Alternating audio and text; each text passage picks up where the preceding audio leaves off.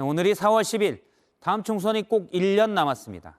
내년 총선의 변수로는 국민의힘은 이른바 검사공천, 더불어민주당은 이재명 대표의 사법 리스크가 꼽히고 있죠. 일단 양쪽의 입장을 들어보겠습니다.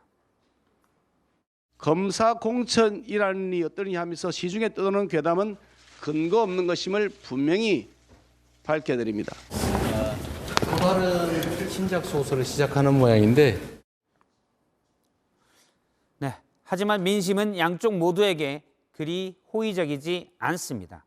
여야 지지율은 둘 다 낮은 수준에서 초박빙, 지지 정당이 없는 무당층과 비슷한 수준입니다.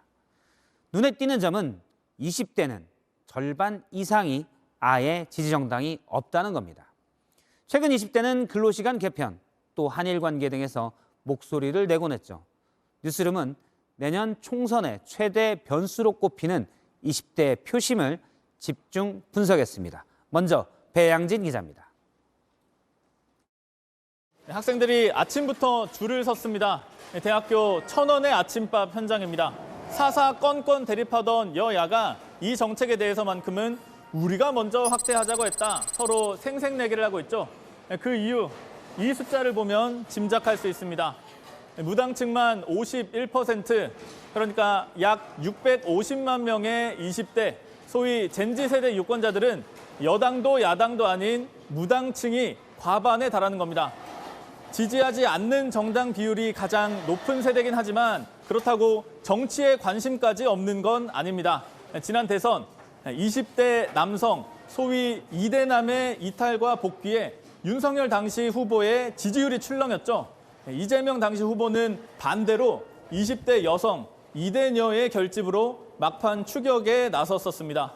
그러니까 정치적인 판단에 따라 언제든 모이고 또 떠날 수도 있는 스윙보터 집단, 이들이 바로 젠지 세대 유권자들인 겁니다.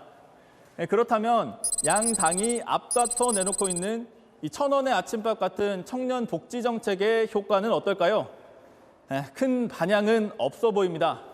20대 양당 지지율은 20%대입니다. 모든 연령을 통틀어서 가장 낮은 수준입니다. 정부가 추진하고 있는 정책들도 마찬가지입니다. 노동시간 개편부터 한일 관계 정상화까지 이 굵직한 정책들을 내놓을 때마다 미래 세대를 위한 거란 설명이 빠지지 않았습니다. 하지만 20대 대통령 지지율 한 달 전에는 24%였지만 지난주에는 16%에 불과합니다. 미래 세대를 위한 거라고 했던 정책이 오히려 역효과를 내는 것 아니냐, 이런 해석이 나오죠. 정치권이 청년 세대와의 소통은 없이 그저 정책 포장지로만 삼고 있는 게 아니냐, 저희가 만나본 젠지 세대 유권자들의 이야기입니다. JTBC 배양진입니다.